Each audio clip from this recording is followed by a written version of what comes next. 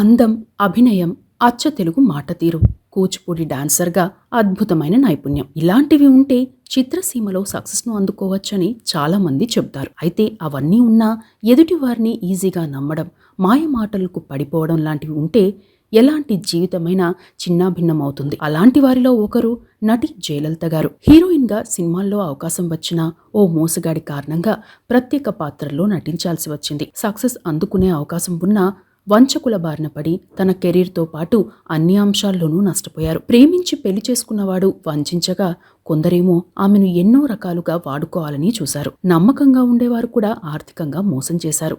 అన్నీ అమ్మేసుకుని షూటింగ్లకు క్యాబ్లో వెళ్లాల్సిన పరిస్థితిని ఎదుర్కొన్నారు. తాజాగా జయలలిత గారు ఓ ఇంటర్వ్యూలో మాట్లాడుతూ శరత్ బాబు గారితో ఓ బిడ్డను కనేందుకు ప్లాన్ చేసుకున్నామని చెప్పిన మాటలు వైరల్ అవుతున్నాయి. ఈ నేపథ్యంలో జయలలిత గారికి సంబంధించిన కొన్ని అంశాలను తెలుసుకుందాం. జయలలిత గారు 1985లో గుంటూరులో పుట్టారు. తల్లిదండ్రులు సుశీల, సిహెచ్ శీలానంద్. శీలానంద్ గారిది గుంటూరు జిల్లా పొన్నూరు కాగా సుశీల గారిది గుడివాడ. శీలానంద్ గారు అప్పట్లో నా దేశం పత్రికను నడిపేవారు.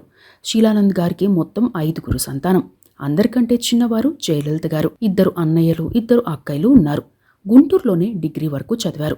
కూచిపూడి నృత్యం కూడా నేర్చుకున్నారు. తండ్రి జర్నలిజంలో ఉన్న నేపథ్యంలో జగ్గయ్య గారు, గుమ్మడి గారు, చిట్టిబాబు గారు, సావిత్రి గారు ఇలా పలువురు నటులతో మంచి సంబంధాలు ఉండేవి. ఆ క్రమంలోనే తమ కుమార్తెను హీరోయిన్గా చేయాలని అనుకునేవారు తండ్రి. స్కూల్ టైం నుండి జయలలిత గారు కూచిపూడి ప్రదర్శనలు ఇచ్చేవారు. ఇక అక్కా చెల్లెలిద్దరూ అందంగా ఉండటంతో చాలామంది స్టూడెంట్లు ప్రేమలేఖలు కూడా రాసేవారు. ఆ విషయం తెలిసి తండ్రి కోప్పడేవారు. ఆకతాయిల వేధింపుల నుండి తప్పించుకునేందుకు ప్రత్యేకంగా రిక్షాలో కాలేజీకి పంపించేవారు. రిక్షా అతను కూడా స్కూల్ అయ్యే వరకు అక్కడే కాపలా ఉండేవారు. అయితే ఆయనకు కూడా కనిపించకుండా కాలేజ్ బ్యాక్ గేట్ వైపు నుండి ఫ్రెండ్స్తో మాట్లాడేవారు జయలలిత గారు. ఇక అప్పట్లో థమ్సప్ క్వీన్ పోటీల్లో విజేతగా నిలిచారు జయలలిత. ఓవైపు క్లాసికల్ డాన్స్లో ఎన్నో బహుమతులు గెలుచుకోగా కాలేజ్ టైంలో బ్యూటీ క్వీన్ పోటీల్లో పలుమార్లు విజేతగా కూడా నిలిచారు. అయితే తండ్రికి మోడలింగ్ ఇష్టం ఉండేది కాదు. ఆ విషయంలో చాలా స్ట్రిక్ట్గా ఉండేవారు. ఇక జయలలిత ఆమె సిస్టర్ సినిమాలకు వెళ్ళిన టైంలో ఎవరైనా ఏడ్పిస్తే వారిని అక్కడే కొట్టేవారు తండ్రి. వారు ఉండే ఏరియాలో జయలలితను ఆమె అక్కను కలిపి నా దేశం కూతుళ్ళు అని పిలిచేవారు. జయలలిత గారు డిగ్రీ చదువుతున్న టైంలో ఎన్టీఆర్ గారు నా దేశం పేరుతో సినిమా తీయాలని అనుకున్నారు. అప్పటికే ఆ పేరుతో శీలానంద్ గారు పత్రిక నిర్వహిస్తున్నారని తెలుసుకుని ఆ టైటిల్ని అడిగారు. ఆ టైటిల్ను ఎన్టీఆర్ గారి సినిమాకిచ్చి తన పత్రిక పేరును మన దేశంగా మార్చారు శీలానంద్ గారు. ఆ తర్వాత ఎన్టీఆర్ గారితో ఆయనకు మంచి సాన్నిహిత్యం ఏర్పడింది. పలువురు రాజకీయ నాయకులతో మంచి పరిచయాలు ఉండేవి. అదే టైంలో సీఎంగా ఉన్న భవనం వెంకట్రామరెడ్డి గారితోనూ తండ్రికి పరిచయం ఉండేది. జయలలిత గారి అక్కయ్యకు సెంట్రల్ గవర్నమెంట్లో ఉద్యోగం రావడంతో ఆమె ఉద్యోగంలో చేరారు. కొన్నాళ్లకు అక్కయ్యలకు పెళ్లిళ్ళయ్యాయి. దీంతో జయలలిత గారికి మంచి సంబంధాలు వచ్చాయి. జయలలిత గారిని ఓ కూచిపూడి ప్రదర్శనలో చూసిన గుంటూరులో పనిచేస్తున్న ఓ యువ ఐఏఎస్ అధికారి, హైదరాబాద్లో పనిచేస్తున్న ఓ ఐపీఎస్ అధికారి జయలలిత గారిని పెళ్లి చేసుకుంటామని ప్రతిపాదన తెచ్చారట. కళా తపస్వి కె విశ్వనాథ్ గారికి సమీప బంధువు సంబంధం కూడా వచ్చింది. కానీ అప్పుడే తన కుమార్తెకు పెళ్లి చేసే ఉద్దేశం లేదని తండ్రి చెప్పారు. ఆ తర్వాత కొన్నాళ్లకు నటరాజ రామకృష్ణ మాస్టర్ గారి దగ్గర నాట్యం నేర్చుకోవడం కోసం హైదరాబాద్ వచ్చారు. ఆ టైంలో తండ్రికి తెలిసిన వారు ఈ పోరాటం మార్పు కోసం అనే సినిమా తీస్తున్నారు. ఆ సినిమాలో ఓ పాటకు క్లాసికల్ డాన్సర్ అవసరం వచ్చింది. ఆ పాటను తమ కుమార్తెతో చేయించాలని భావించారు తండ్రి. ఇదే విషయాన్ని జయలలిత గారికి చెప్పారు. అయితే తనకు నాట్యంపై ఆసక్తి ఉందని, సినిమాల్లోకి వెళ్లడం ఇష్టం లేదని చెప్పారు జయలలిత. కానీ నటరాజ రామకృష్ణ మాస్టర్ గారిని కలిసిన జయలలిత గారి తండ్రి అసలు విషయం చెప్పారు. దీంతో నటరాజ రామకృష్ణ మాస్టర్ గారు జయలలితతో మాట్లాడుతూ ఈ ఒక్క సినిమా చెయ్యి, నీకు నచ్చకపోతే వెనక్కి వచ్చేద్దు గాని అని చెప్పడంతో ఒప్పుకున్నారు. అలా ఫస్ట్ మూవీలో సాంగ్లో నటించేందుకు ఒప్పుకున్నారు. ఆ సాంగ్ని చెన్నై విజయ్ గార్డెన్లో షూటింగ్ చేస్తున్నారు. అక్కడే సంయుక్త ఫిలిమ్స్ బ్యానర్లో వచ్చిన ఖైదీ సినిమాకు ప్రొడ్యూసర్లలో ఒకరైన ధనుంజయ రెడ్డి గారు జయలలితను చూశారు. జయలలిత తండ్రిని కలిసి సినిమాల్లో ఛాన్స్ ఉందని మద్రాస్కి షిఫ్ట్ కావాలని అన్నారట. దీంతో తండ్రి వెంటనే ఫ్యామిలీని మద్రాస్కు షిఫ్ట్ చేశారు. తీరా మద్రాస్కు వెళ్లేటప్పటికీ ఇతర నిర్మాతలు జయలలిత ప్లేస్లో సుమలతను ఎంపిక చేశారు. దీంతో ఆ ఛాన్స్ చేజారిపోయింది. అదే టైంలో సప్తపది సినిమా కూడా మిస్ అయింది. ఇక ఉషా కిరణ్ మూవీస్ బ్యానర్పై వచ్చిన మయూరి సినిమాలో ప్రధాన పాత్రకు మొదట జయలలితను ఎంపిక చేశారు. ఆ తర్వాత సుధాచంద్రన్ గారు ఆ సినిమాలో యాక్ట్ చేసేందుకు ఒప్పుకోవడంతో జయలలితకు ఆ సినిమా ఛాన్స్ కూడా మిస్ అయింది. అలా 2 ఏళ్లు గడిచాయి. అప్పటికే ఫ్యామిలీ మద్రాస్కి షిఫ్ట్ అయిపోయి ఉండడం, 2 ఏళ్ల పాటు ఎలాంటి ఆదాయం లేకపోవడంతో ఆ కుటుంబం ఆర్థికంగా ఇబ్బందుల్లోకి వెళ్ళింది. ఆ టైంలోనే నానా అనే మలయాళీ మ్యాగజైన్ వారు ఫోటోషూట్ నిర్వహించి పబ్లిష్ చేశారు. ఆ ఫోటోలను చూసిన డైరెక్టర్ వికే పవిత్రన్ ఓ సినిమాలో ఛాన్స్ ఇచ్చారు. అదే మలయాళంలో వచ్చిన ఉప్పు సినిమా. ఆ సినిమా తర్వాత ఐవి శశి డైరెక్షన్లో కమల్ హాసన్ హీరోగా నటించిన వృతం సినిమాలో ఛాన్స్ వచ్చింది. ఈ సినిమాలో ఫస్ట్ శోభన, గీత, జయలలిత ముగ్గురు హీరోయిన్లు అని చెప్పారట. తీరా చూస్తే జయలలిత గారికి విలన్ భార్యగా బోల్డ్ క్యారెక్టర్ పాత్ర ఇచ్చారు. ముందుగా నటించేందుకు ఇష్టం లేకున్నా కుటుంబ పరిస్థితుల నేపథ్యంలో నటించేందుకు సిద్ధమయ్యారు. కానీ ఆ సినిమాలో కమల్ హాసన్ సెక్రటరీగా ఎవరు బాగుంటారు అనే డిస్కషన్ వచ్చినప్పుడు కమల్ హాసన్ స్వయంగా జయలలిత గారి పేరు చెప్పారట. అలా ఆ సినిమాలో నార్మల్ క్యారెక్టర్ చేశారు. ఆ సినిమాకు అవార్డు అందుకున్నారు జయలలిత గారు. ఆ సినిమా షూటింగ్లో ఉండగానే తెలుగులో చంటబ్బాయిలో ప్రత్యేక పాత్రలో నటించారు. అయితే హీరోయిన్గా ఛాన్స్ల కోసం వెయిట్ చేద్దామని ఉన్న కుటుంబంలోని 14 మందిని తానే పోషించాల్సి రావడంతో ప్రత్యేక పాత్రలకు ఒప్పుకున్నారు. ఆ తరువాతి కాలంలో మలయాళంలో 10ల సంఖ్యలో సినిమాలు చేశారు. తెలుగులో 16 ఏళ్ల అమ్మాయి, శృతిలయలు సినిమాల్లో కొంత గుర్తింపు వచ్చింది. కానీ ప్రత్యేక పాత్రల్లో నటించడంతో తెలుగులోనూ అలాంటి పాత్రలే వచ్చాయి. హీరోయిన్ పాత్రలు రాలేదు. మొత్తం మీద తెలుగు, తమిళ, కన్నడ, హిందీ, మలయాళం కలిపి దాదాపుగా 650 సినిమాల్లో నటించారు. ఈ అంశంపై ఓ ఇంటర్వ్యూలో జయలలిత గారు మాట్లాడుతూ, అప్పటికే మద్రాస్కు వచ్చేశాం, వేరే ఆదాయ మార్గం లేదు, ఎలాగైనా సరే నేను ఇండస్ట్రీలోనే బతకాలి. నేను 4-5 సినిమాల్లో చేశాక మళ్ళీ క్లాసికల్ డాన్సర్ ఛాన్స్లు వచ్చాయి. అయితే నన్ను ప్రత్యేక పాత్రల్లో చూసిన ప్రేక్షకులు మళ్ళీ క్లాసికల్ డాన్సర్గా చూడడం సరికాదని నేను వద్దనుకున్నాను. సినిమాల్లో వచ్చిన పాత్రలన్నీ ఒప్పుకున్నా. ఏ డ్రెస్ వేసుకోమంటే అది వేసుకున్నా, ఏ సీన్ చేయమంటే అదే చేశాను. మంచి చెడు అనేది నాకు తెలీదు. ఆఖరి బాధ అలాంటిది. సిగ్గుపడ్డం కంటే కూడా కుటుంబ బాధ్యతలే నాకు ముఖ్యం అనిపించాయి. వ్యాంప్ క్యారెక్టర్లు కూడా అందుకే ఒప్పుకున్నాను అని చెప్పారు. జయలలిత సినిమాలు చేస్తున్న టైంలో ఆమె తండ్రి డేట్స్ చూసేవారు.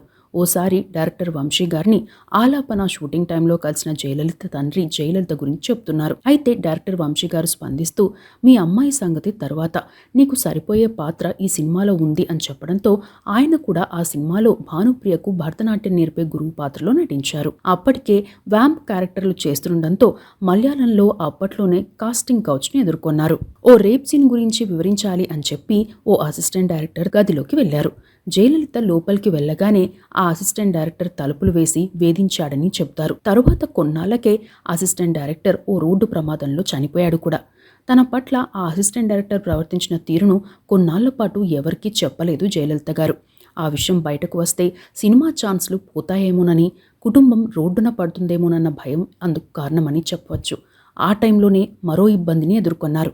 అప్పటికే తమిళనాట అమ్మగా పిలిచే జయలలిత పేరు పెట్టుకుని వ్యాంప్ క్యారెక్టర్లో నటిస్తున్న ఈ జయలలితపై అన్నా డిఎంకే అభిమానులు దాడి చేశారు. పలుమార్లు బెదిరించారు. పేరు మార్చుకోవాలని లేదా పాత్రలు మార్చుకోవాలని వార్నింగ్ ఇచ్చేవారు. పలుమార్లు ఇంటిపై రాళ్లతో దాడి చేశారు కూడా.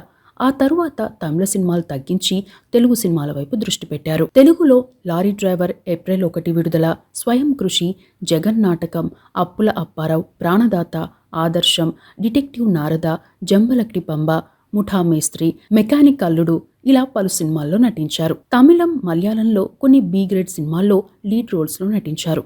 అప్పట్లోనే ఒక్కో సినిమాకు ₹1,00,000 రెమ్యునరేషన్ తీసుకునేవారు.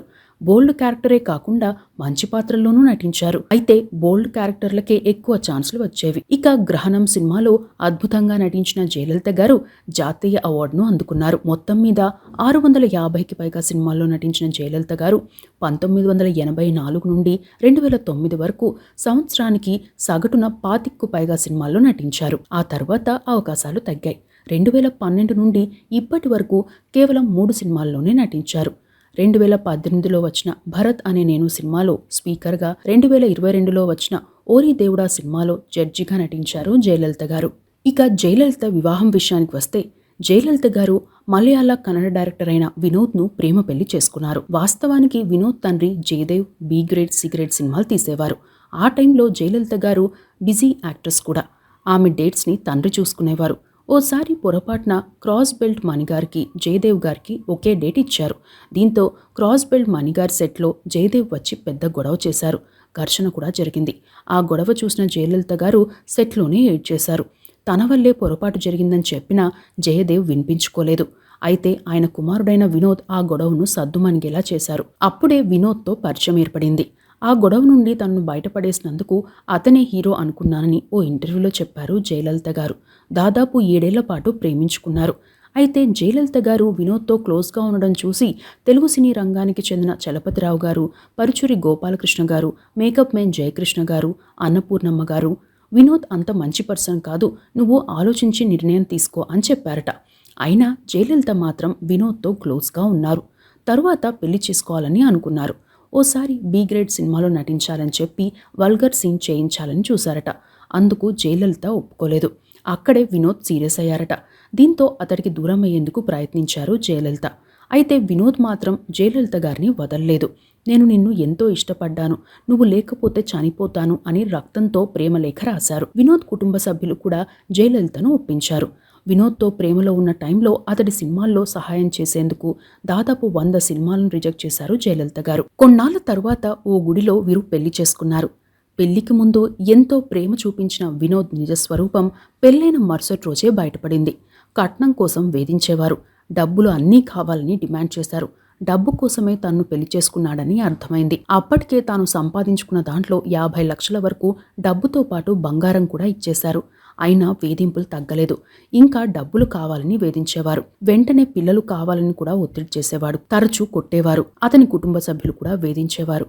అయితే ఓవైపు తన పుట్టింటి పరిస్థితి, మరోవైపు ఈ గొడవలు బయటకు తెలిస్తే సినిమాలు తగ్గుతాయన్న భయం, అంతేకాకుండా డబ్బులు లేకపోతే ఇంట్లో మరింత హింసిస్తారనే ఒత్తిడితో ఆ నరకయాతను భరిస్తూనే సినిమాల్లో నటించారు జయలలిత గారు. ఇంట్లో ఎన్ని ఇబ్బందులున్నా బయట చాలా చలాకీగా ఉండేవారు. ఎప్పుడూ ఎదుటివారు మేలుకోరే వ్యక్తిగా పేరు తెచ్చుకున్నారు. అయితే అన్ని ఇబ్బందులను ఓర్చుకుంటున్నా వినోద్లో మార్పు రాకపోగా పరిస్థితి మరింత దిగజారింది. ఓ రోజు డబ్బుల కోసం విపరీతంగా ఒత్తిడి చేయడంతో పాటు యాసిడ్ పోసి చంపేస్తానని బెదిరించారు వినోద్ కుటుంబ సభ్యులు. ఇంట్లోనే బంధించినంత పనిచేశారు. కొన్ని గంటల పాటు భయంగా గడిపారు జయలలిత గారు. పని మనిషి సాయంతో ఇంట్లోని ల్యాండ్ లైన్ నుండి తనకు తెలిసిన సినిమా నటులకు ఫోన్ చేసి సమాచారం ఇచ్చారు. వారిలో చలపతిరావు గారు, పరుచూరి గోపాలకృష్ణ గారు తదితరులు మాట్లాడుతూ నువ్వు వెంటనే ఆ ఇంటి నుండి బయటపడు అని చెప్పడంతో ఆ ఇంటి నుండి బయటపడి ప్రాణాలు కాపాడుకున్నారు. అప్పటికే జయలలిత గారి తల్లిదండ్రులు కన్నుమూశారు. తోడబుట్టిన వారు ఎవరికి వారు సెటిల్ అయ్యారు. తెలుగు చిత్ర పరిశ్రమ హైదరాబాద్కు వచ్చేసింది. ఓవైపు కెరీర్లో ఎత్తుపల్లాలు, మరోవైపు వైవాహిక జీవితంలో చేదు జ్ఞాపకాల నేపథ్యంలో మద్రాసులోనే ఉండడం ఎందుకని హైదరాబాద్కు వచ్చేశారు. తెలిసిన వారి ద్వారా కృష్ణానగర్లో ఓ పెంట్ హౌస్ కొనుక్కుని సినిమాల్లో నటించారు. అలా 7 ఏళ్ల పాటు ప్రేమించి పెళ్లి చేసుకుని 6 నెలలకే విడిపోయారు. ఆ తర్వాత వినోద్ మరో పెళ్లి చేసుకున్నాడు. అయితే కాలం అన్నిటికీ సమాధానం చెబుతుంది అంటారు. రెండో పెళ్లి చేసుకున్నాక వినోద్ రెండో భార్య వినోద్కు చుక్కలు చూపెట్టింది. అతని ఆస్తులు పోయాయి. అంతేకాకుండా అతనికి యాక్సిడెంట్ అయింది. పక్షవాతం కూడా వచ్చింది. బెడ్ మీద నుండి లేవలేని స్థితికి వెళ్లారు. అతని రెండో భార్య సరిగ్గా చూసుకునేది కాదు. దీంతో అతని పరిస్థితి తెలుసుకున్న జయలలిత గారు మానవతా దృక్పథంతో అతను ఉన్నంతకాలం మందుల కోసం ప్రతి నెల 5,000 రూపాయలను పంపించేవారు. ఇటీవల ఇచ్చిన ఓ ఇంటర్వ్యూలో సంచలన వ్యాఖ్యలు చేశారు. మొదటి వైవాహిక బంధం నుండి దూరమైన కొన్నాళ్లకు చాలా మంది నన్ను రెండో పెళ్లి చేసుకోమన్నారు. కానీ నాకు ఇష్టం లేదు. ఒక్క పెళ్లితోనే నరకం చూశాను. ఇక దాని జోలికి వెళ్ళొద్దనుకున్నాను.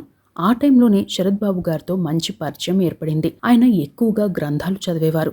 ఆయన వ్యక్తిత్వం బాగా నచ్చింది. నేను ఆయనతో జీవించాలనుకున్నా. కానీ ఆయన ఇంట్రెస్ట్ చూపలేదు. అప్పటికే రమాప్రభ ఆయన లైఫ్లో ఉన్నారు. నేను రమాప్రభను అక్క అని, శరత్ బాబు గారిని బావా అని పిలిచేదాన్ని. కొన్నాళ్ల తర్వాత ఆయనకు ఇబ్బందులు వచ్చాయి. ఆయన ఎక్కువగా యాత్రలు చేసేవారు. నేను ఆయన్ను గైడ్గా భావించాను. ఆయనతోనే ఉండాలనుకున్నా. ఓ రోజు మీకు నేను ఆడదాన్ని అనే అభ్యంతరం లేకపోతే మీతో పాటు యాత్రలకు నేను కూడా వస్తాను అని చెప్పాను. ఆయనతో పలు యాత్రలు చేశాను. ఎక్కువగా ఆధ్యాత్మిక మార్గంలో వెళ్లేవారు. కొన్నాళ్లకు నాతో క్లోజ్ అయ్యారు. పెళ్లి కూడా చేసుకోవాలనుకున్నాం. కానీ మాకు పిల్లలు పుట్టాక మేం చనిపోతే ఆస్తి కోసం పిల్లలను ఎవరైనా హింసిస్తారేమోనని ఆయన భయపడ్డారు. నేను ఆయనతో పిల్లల్ని కనాలనుకున్నాను. పెళ్లికి కూడా ప్లాన్ చేసుకున్నాం. కానీ ఇండస్ట్రీకి చెందిన వారే ఆపారు. ఆయనకు సేవ చేసుకుంటూ ఉండిపోవాలనుకున్నా. కానీ అది జరగలేదు. దేవుడు పట్టుకెళ్ళిపోయాడు అని చెప్పారు. మరో ఇంటర్వ్యూలో మాట్లాడుతూ ఇండస్ట్రీలో గ్లామర్ పాత్రలు ఎక్కువ వేయడంతో కొందరు ఆర్టిస్టులు వెంటపడేవారు. కొన్ని తప్పించుకున్నా, మరికొన్ని తప్పించుకోలేకపోయేదాన్ని.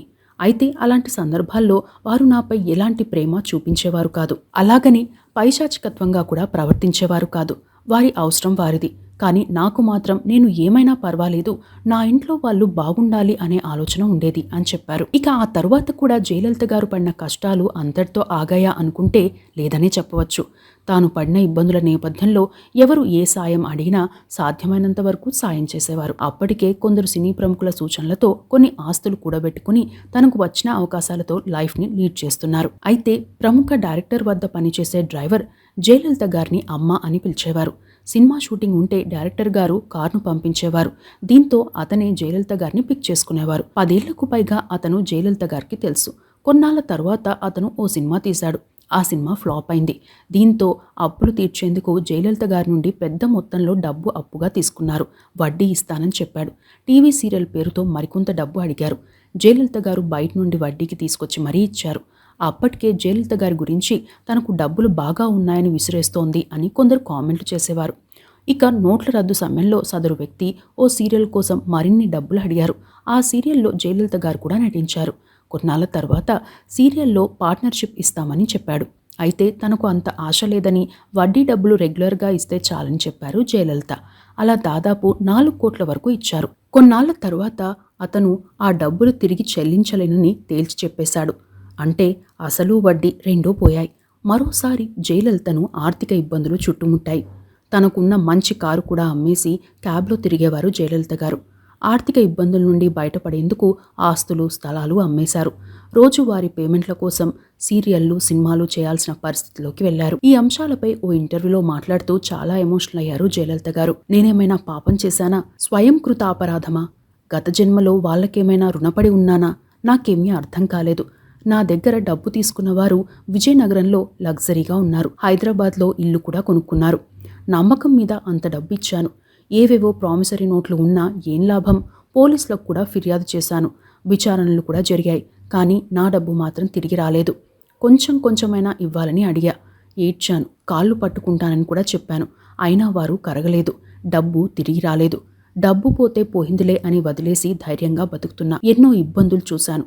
నేను ఎంత పేదరికంలో అయినా ఉండగలను. కానీ అంత డబ్బు పోగొట్టుకుని ఇంకా బతికే ఉన్నావా, ఏమైనా మింగి చేస్తావా అనుకున్నాము అని చుట్టూ ఉండేవాళ్ళు సూటిపోటి మాటలతో పొడిచేవారు. అలా అనేవారిలో నా నుండి సాయం పొందిన వారు కూడా ఉన్నారు. నా జీవితంలో ఎన్నో ఆటుపోట్లు ఎదుర్కొన్నా. నాకు వేరే ఆలోచనలు లేవు.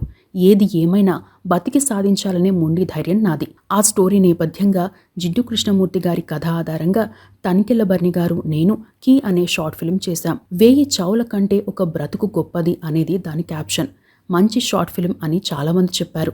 కొన్నాళ్ల తర్వాత ఆ షార్ట్ ఫిల్మ్ చూసిన ఓ రైటర్ నాకు ఓ విషయం చెప్పారు. రకరకాల ఇబ్బందులతో అతను బలవన్మరణానికి సిద్ధమయ్యారు. కానీ షార్ట్ ఫిల్మ్ చూశాక తన ఉద్దేశాన్ని మార్చుకున్నాడు. ఇప్పటికీ చాలా మంది తమకు ప్రాణభిక్షను పెట్టిన దాత అని మెసేజ్ పంపుతారు. అలాంటివి చూసినప్పుడల్లా ఒక జీవితాన్ని కాపాడామనే సంతృప్తి ఉంటుంది అని ఎమోషనల్ అయ్యారు జయలలిత గారు. అయితే తన జీవితంలో ఎదురైన ఇబ్బందుల నేపథ్యంలో ఆధ్యాత్మిక బాటలోకి వెళ్లినా అక్కడ కూడా జయలలిత గారికి ఇబ్బందులే ఎదురయ్యాయి. జయలలిత గారు రమాప్రభ గారి ద్వారా సాయిబాబాకి భక్తురాలయ్యారు. జయలలిత గారు, నటుడు చిట్టిబాబు గారు, లతా చౌదరి అనే ఆమె ముగ్గురూ కలిసి సాయిబాబా మందిరం కట్టారు. అందులో బాబాగారి నల్లరాతి విగ్రహం ఏర్పాటు చేశారు.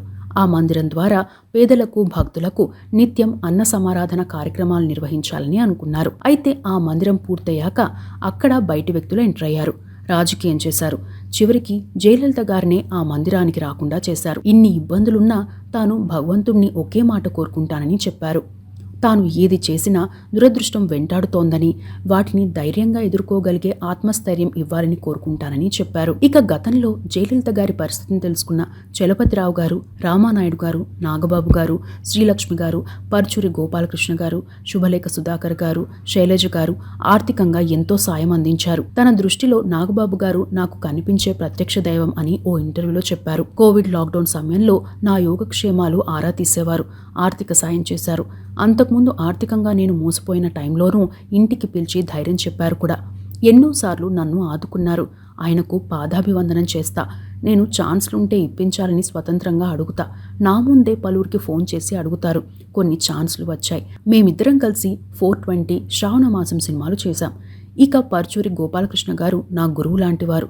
తరచూ ఫోన్ చేసి యోగక్షేమాలు తెలుసుకుంటారు.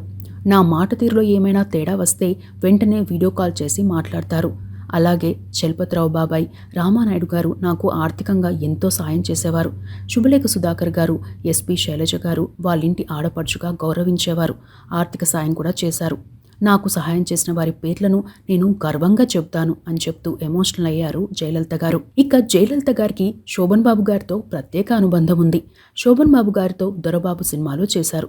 తన పేరు కూడా జయలలిత కావడంతో ఆయన చాలా అభిమానించేవారు. అప్పుడప్పుడు ఎక్కడున్నావు జయ అంటూ తనకు మెసేజ్లు పెట్టేవారని, మీ ఇంటి ముందే ఉన్నాను అని నేను మెసేజ్ చేస్తే నమ్మేసి బయటకి వాచ్మెన్ను పంపించేవారని, సరదాగా అలా చేసేదానని చెప్పారు. సీనియర్ నటులు గుమ్మడి గారితోనూ జయలలిత గారికి మంచి అనుబంధం ఉంది. మరికొన్ని విషయాలకు వస్తే అన్నపూర్ణమ్మ గారితో పాటు చాలామంది నటులు జయలలిత గారితో బయట నుండి ఒక బిడ్డనైనా దత్తత తీసుకోమని చెప్పారట. అయితే తన అక్క పిల్లలున్నారు చాలు అని అన్నారట జయలలిత గారు.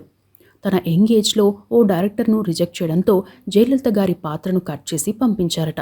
అంటే అప్పట్లోనే కాస్టింగ్ కౌచ్ని ఎదుర్కొన్నారు జయలలిత గారు. మొత్తం మీద పర్సనల్ అండ్ ప్రొఫెషనల్ లైఫ్లో ఎన్నో ఆటుపోట్లను ఎదుర్కొన్న జయలలిత గారు మాత్రం రియల్ లైఫ్లో ఎంతో మందికి సాయం చేశారు. క్లిష్ట పరిస్థితుల్లో పలువురికి అండగా నిలిచి అందరూ తమవారని భావించారు.